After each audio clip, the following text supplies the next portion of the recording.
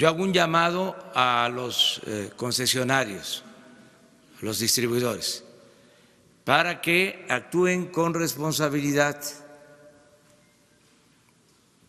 que no se abuse, porque vamos a dar seguimiento a este tema. Se está haciendo un esfuerzo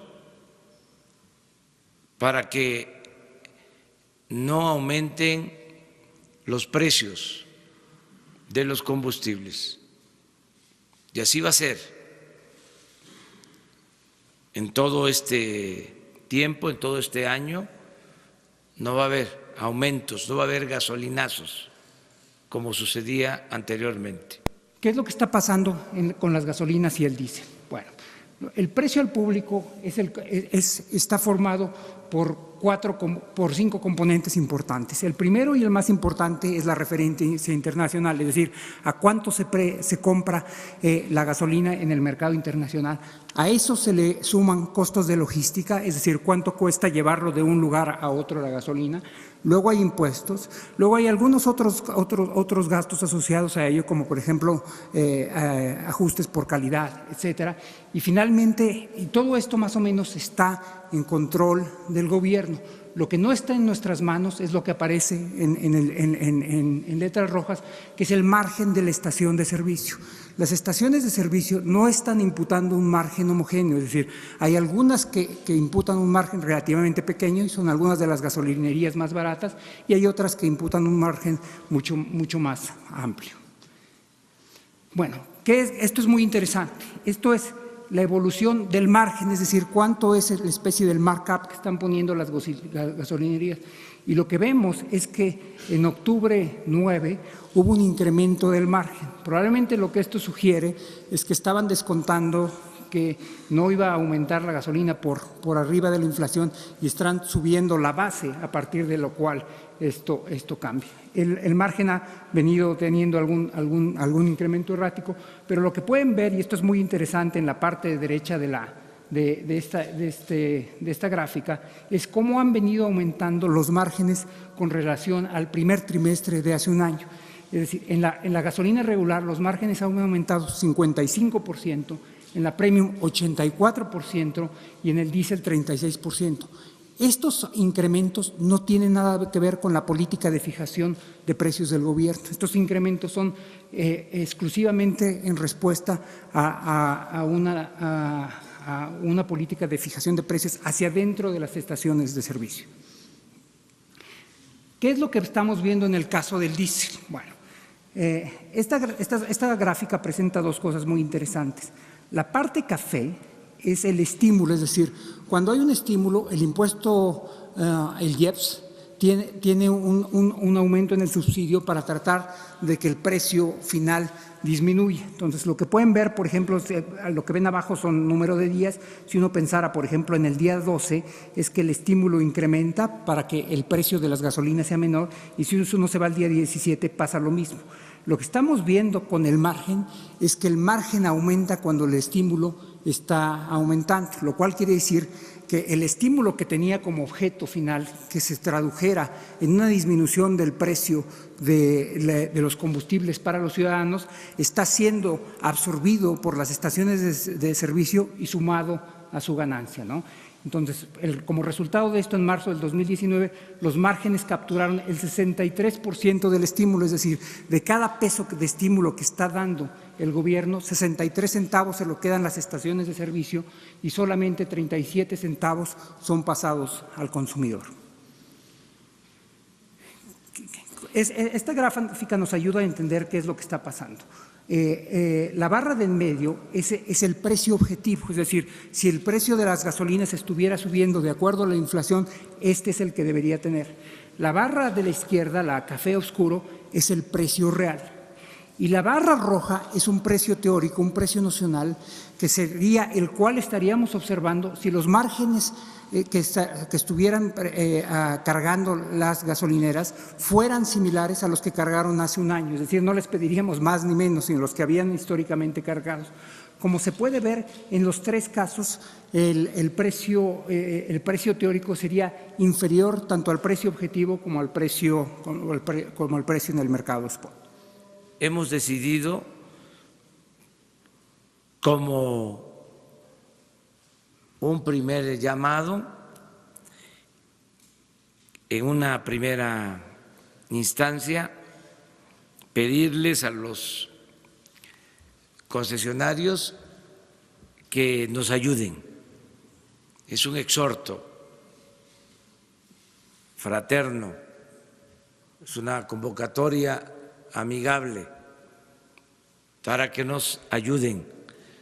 Puede ser que quienes son los dueños de las empresas, porque hay empresas que manejan hasta 500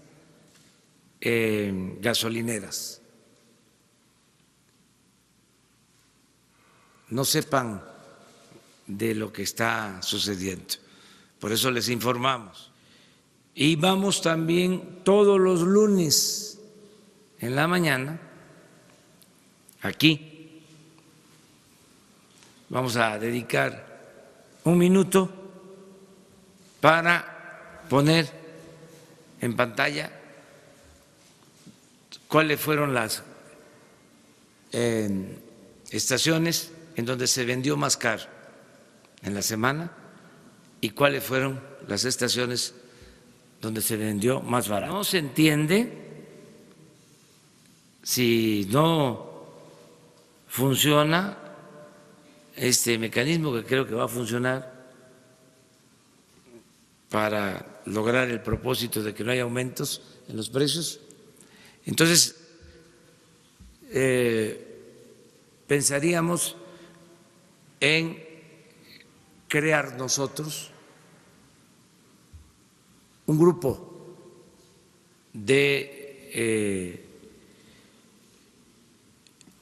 estaciones de venta en el país. No muchas, las suficientes como para que en esas estaciones se venda a precio justo. Aclaro, termino este asunto diciendo de que no hay aumentos de impuestos, ni hay impuestos nuevos. Los compromisos se cumplen. Digo esto porque ayer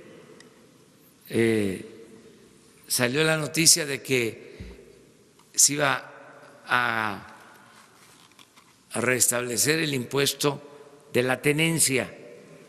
Eso no es cierto. Eso es lo que quisieran nuestros adversarios, que nosotros incumpliéramos nuestros compromisos. En este acto hace uso de la palabra el licenciado Marcelo Ebrard Casaubon, secretario de Relaciones Exteriores.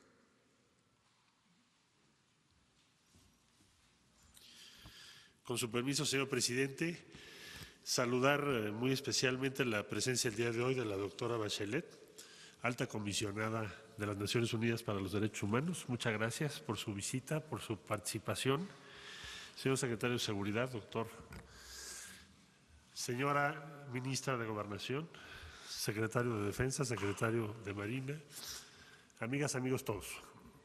De manera muy breve decir que desde hace ya algunas semanas, meses, su servidor y la subsecretaria responsable de Naciones Unidas, Marta Delgado, aquí presente, iniciamos una gestión que nos encomendó muy especialmente el presidente de la República, que es, si se va a crear una nueva institución, la Guardia Nacional, que recién en marzo, hace apenas unas semanas, fuese aprobada por unanimidad de las fuerzas políticas en el Congreso, tiene que tener en su ADN, en su formación, en su concepción el respeto a los derechos humanos. Es decir, durante muchos años en México se manejó un acerto, un paradigma que sostenía que la defensa y respeto a los derechos humanos obstruye la eficacia de la acción para la seguridad pública.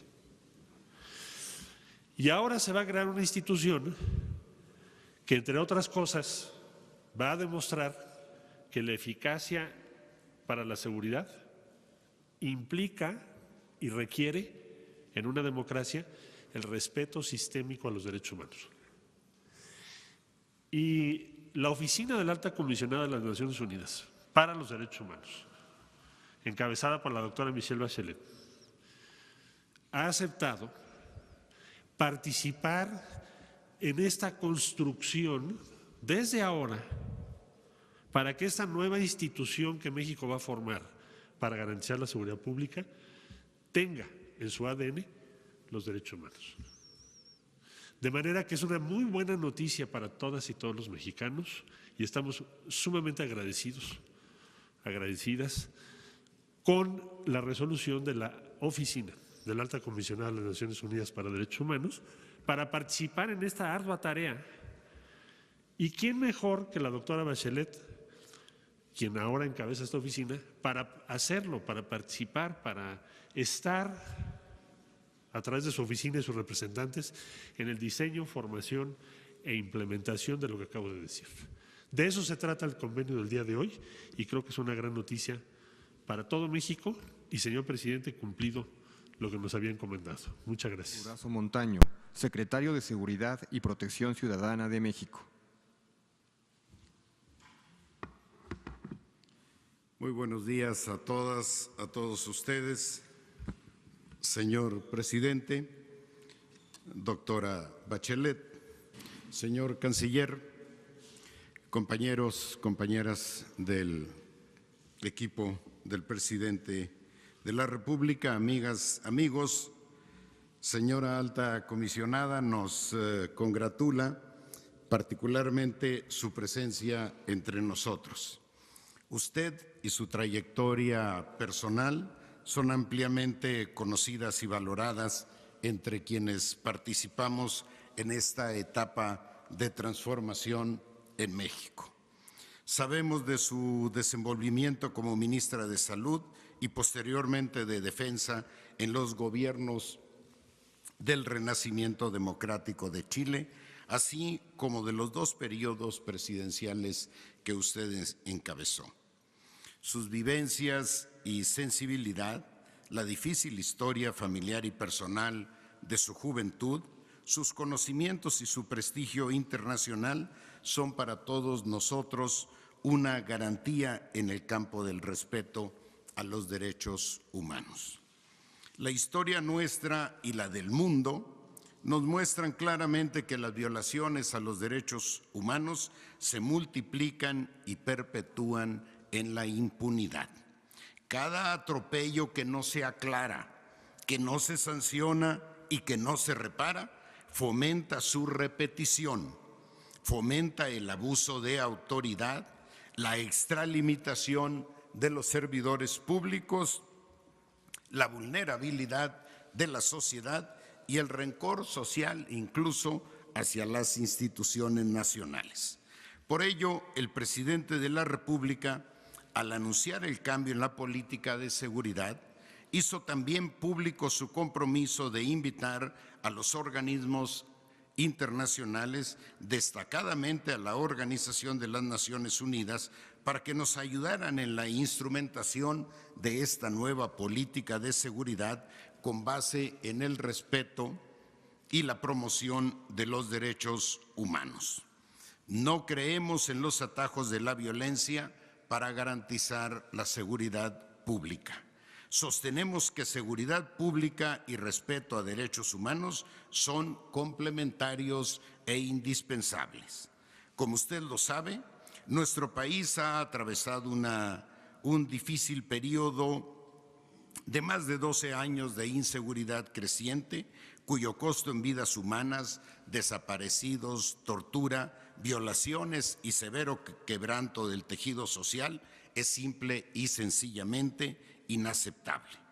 Aspiramos a que los derechos humanos nunca más se divorcien del quehacer del Estado en materia de seguridad pública y para ello nos es indispensable la colaboración de organismos multilaterales como el que usted dignamente. En mi visita he escuchado a múltiples actores hablar sobre los importantes y complejos retos que enfrenta México en materia de derechos humanos. La preocupación por la seguridad y sus impactos sobre la vida diaria de las personas han sido mencionados una y otra vez.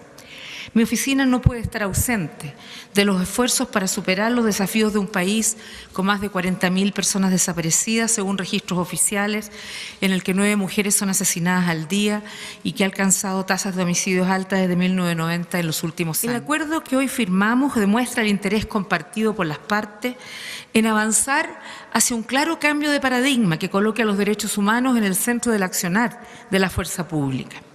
La experiencia nos demuestra que no se puede lograr la seguridad sin un pleno respeto a los derechos humanos y que no se pueden disfrutar los derechos humanos sin condiciones de seguridad. Asimismo, cuando no se respetan los derechos humanos en la lucha contra la delincuencia, lo que se genera es un ciclo creciente de violencia. El acuerdo firmado hoy es amplio, va más allá de la capacitación e incorpora elementos que reforzarán el carácter civil que debe tener un cuerpo de seguridad, entre ellos mecanismos de participación ciudadana, construcción de indicadores, mayor transparencia, rendición de cuentas y dignificación y profesionalización de la función para tener, con las condiciones para tener unas condiciones dignas de trabajo. Y la responsabilidad de todas las autoridades en la garantía de la seguridad con pleno respeto a los derechos humanos es una obligación de cualquier país, pero en un país federal como México, donde los estados y municipios tienen las competencias muy amplias relacionadas con la seguridad, ninguna política de seguridad podría funcionar sin la efectiva participación y compromiso de dichas autoridades.